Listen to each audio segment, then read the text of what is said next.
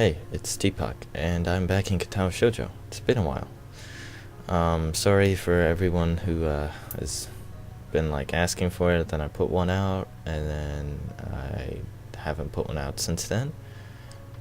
I apologize for that. I got hooked on Heartache 101, but yeah. So let's get back into it. Such as reading the library, as you can see. Oh, Hanako's here too? I didn't see her. Lily smiles a bit enigmatically. Oh, she's around somewhere. But I'm surprised, Hisao. You're in here instead of up there. What brings you to the library? Well, Emmy's ill, so there's no lunch on the rooftop to keep me occupied. Lily raises an eyebrow at my statement before giving another chuckle. My, poor Rin must feel left out. It's not like that. But I'm sure it isn't. Emmy tends to be the life of whatever group she's in. It's a shame to hear she's fallen ill. Will she be okay? Somehow I get the feeling that Lily's just inquiring out of politeness, but I respond anyway. The nurse thinks so. I'm going to swing by and see how she's doing after school myself. Another raised eyebrow. My, what a noble gentleman you are, Hisao. It's nothing really. I'm just checking up my friend after all. Oh, so it's just friends, is it? How disappointing. I blush, glad that Lily can't see it. But somehow she knows that I've been flustered by her comment anyway and laughs. I'm sorry, Hisao, I'm teasing you again.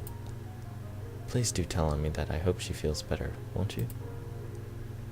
I glance at my watch. A glance at my watch reveals that I'm very nearly out of time to find my book. Of course. Hey, I've got to find a book before lunch is over, so I'd better get moving. See you later. That was probably not the best phrase to use. Lily, however, takes my gaffe in stride. Until we meet again, Hisao. I never do find the book I was looking for, but I walk out with something else instead. My stomach growls slightly, letting me know that I should have had something for lunch. Oh well. I'll grab something before I visit Emmy later.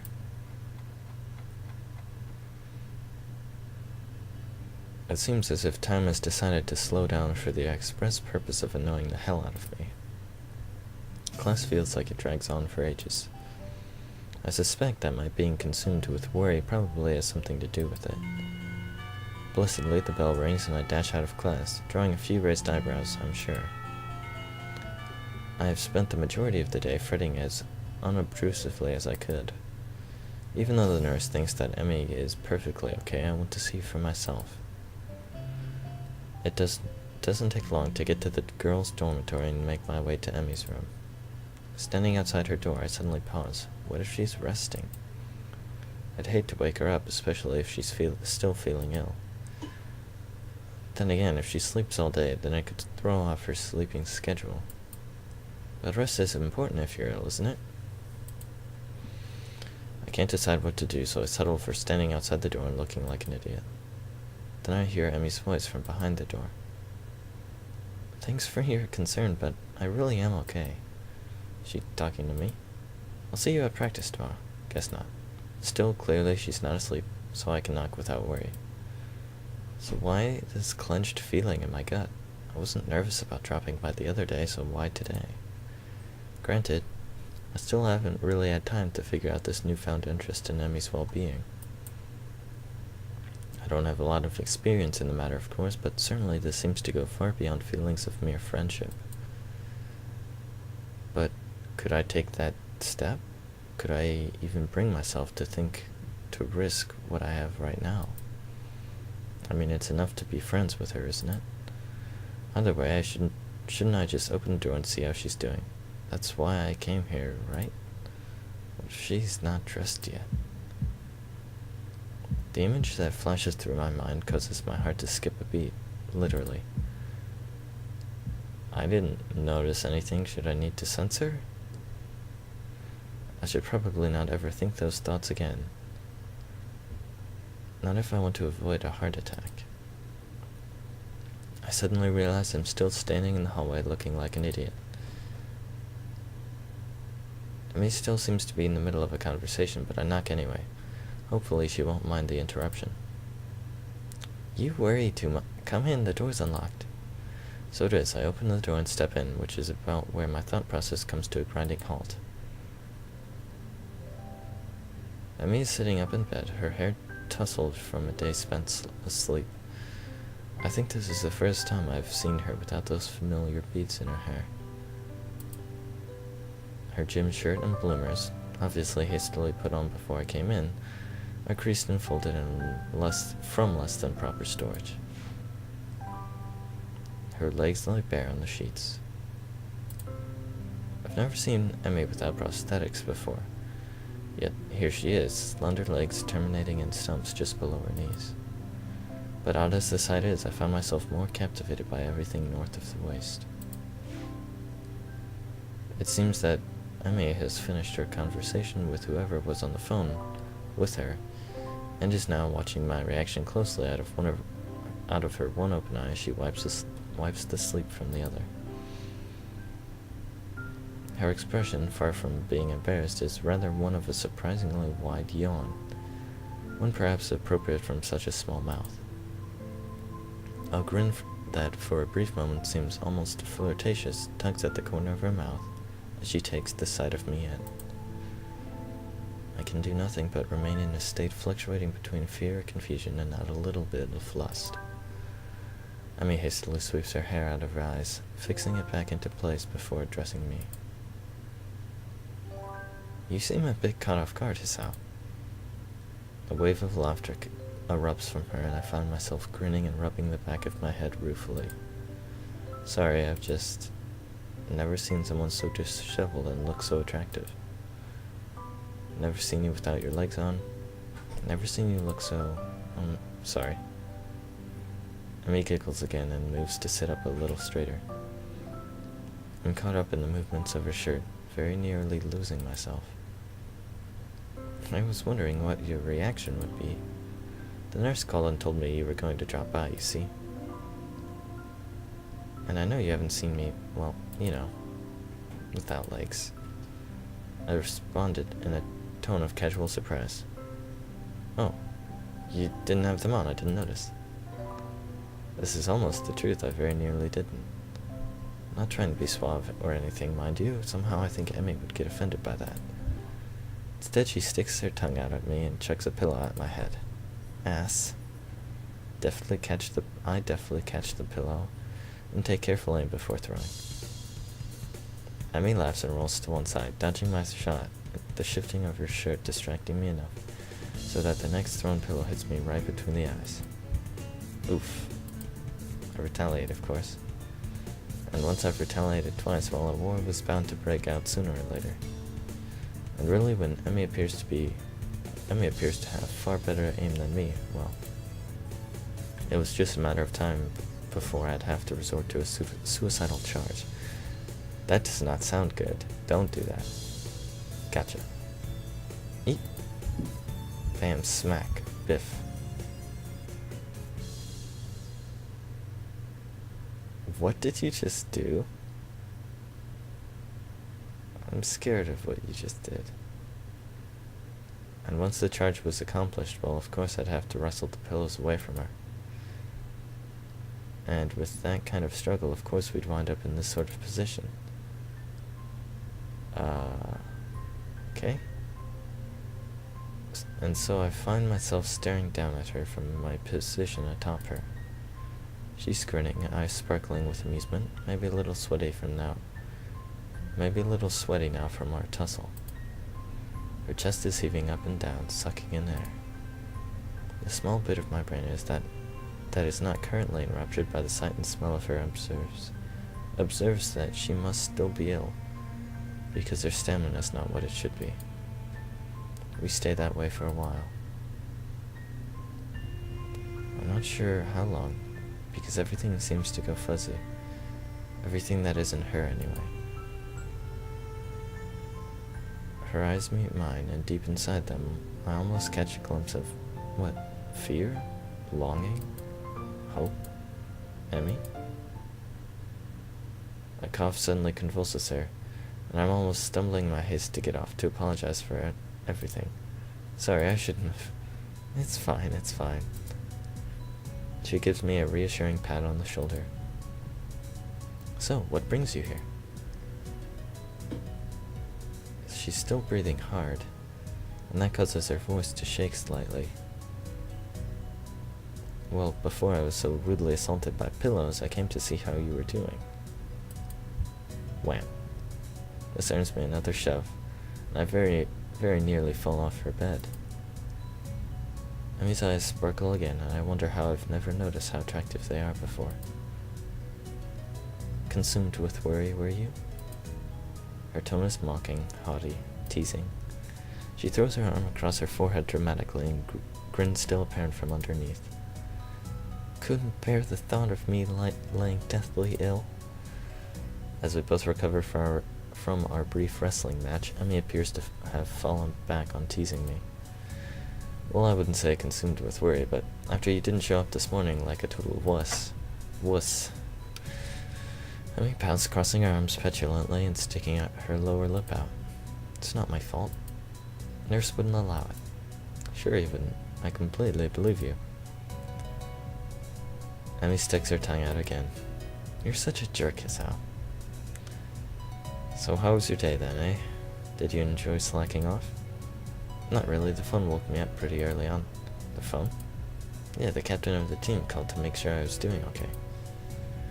Also to let me know that it was okay to skip practice. Good, at least she wasn't alone all day. Someone checked up on her. Although I can't help but think that it should have been me. Oh, that's good. He really keeps an eye on you, huh? Emi shrugs. It's his job. Part of being the captain means that you know where your team members are when they're not in school. Still, I guess it was nice of him to call, huh? Yep, sure was. Emi yawns and shimmies down to a more comfortable position. So how was your day? Kind of uneventful, you know? I went ahead and ran by myself and talked with the nurse about how you were doing. I meander through the day's events, none of which are particularly engrossing.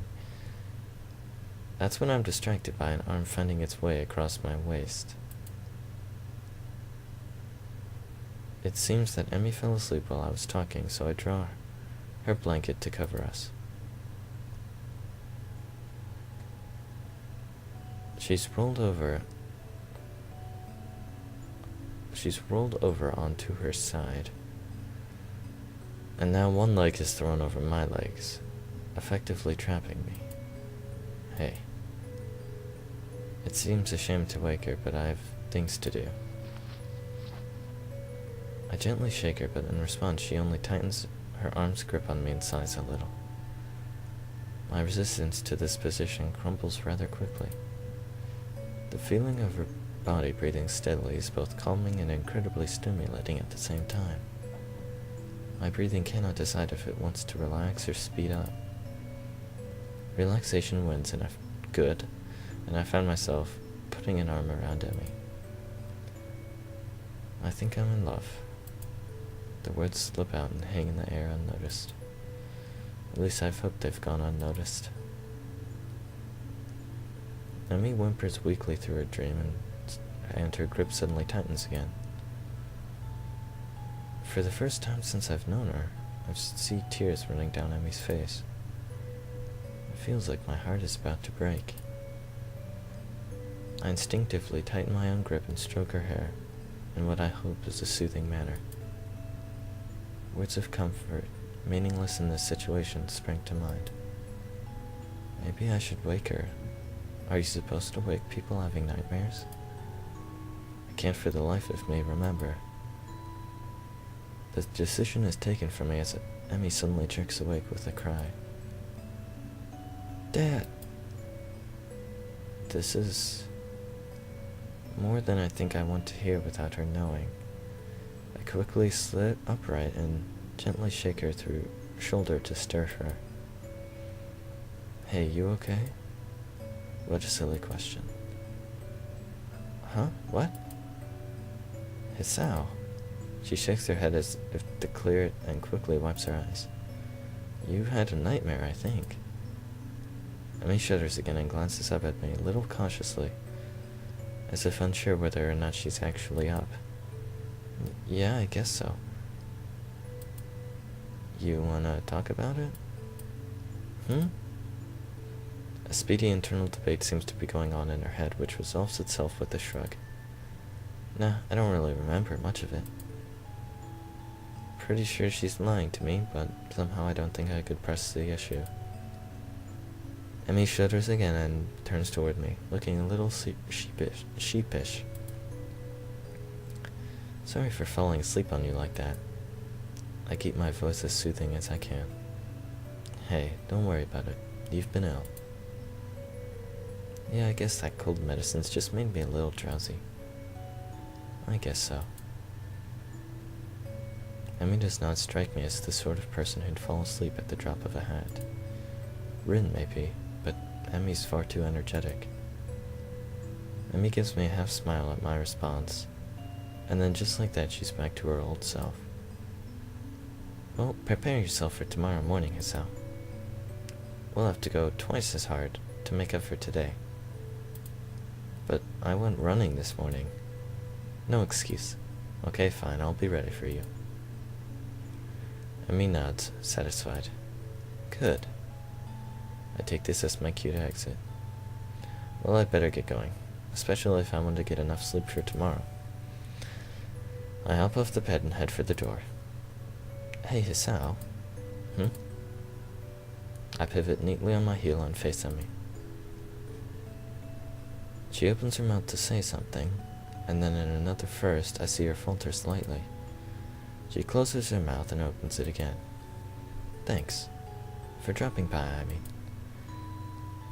You're kind of the first visitor I've ever had who wasn't Rin. Now that's surprising. I would figure that Emmy'd have people dropping by all the time. She's certainly popular enough, or so I thought. Always talking to people in the hallways. Emmy hesitates again. And thanks for staying around after a look of pain flits across her face. You know, it helped. She brightens back up and waves cheerily at me. See you tomorrow. Yeah, see you later. I was just about to exit the door when something makes me turn around again. Hey, Emmy. Anytime you need to talk, let me know, okay?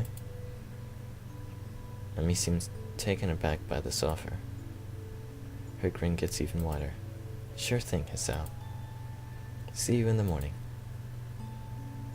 I exit Emmy's room with my head in a whirl. Should I have even left? Was she really okay?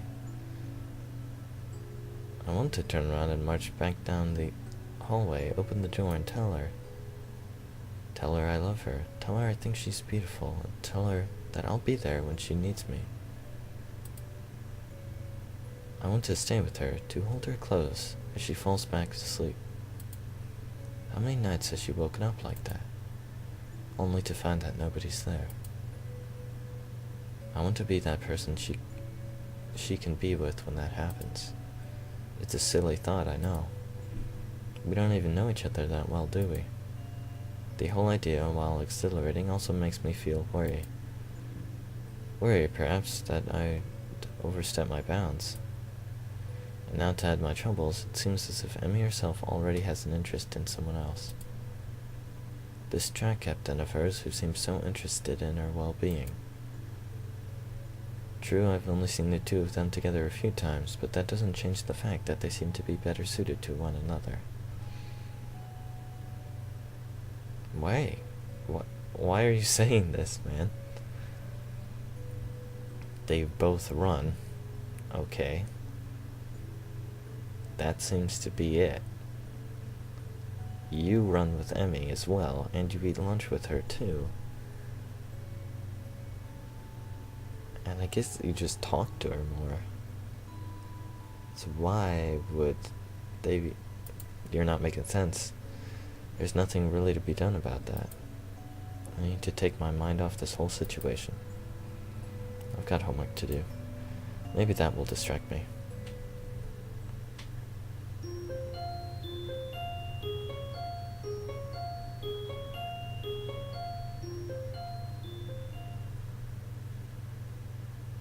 new day? Yep. Morning. Okay, I'm gonna end it here, and yeah, thanks for watching. I'll see you next time.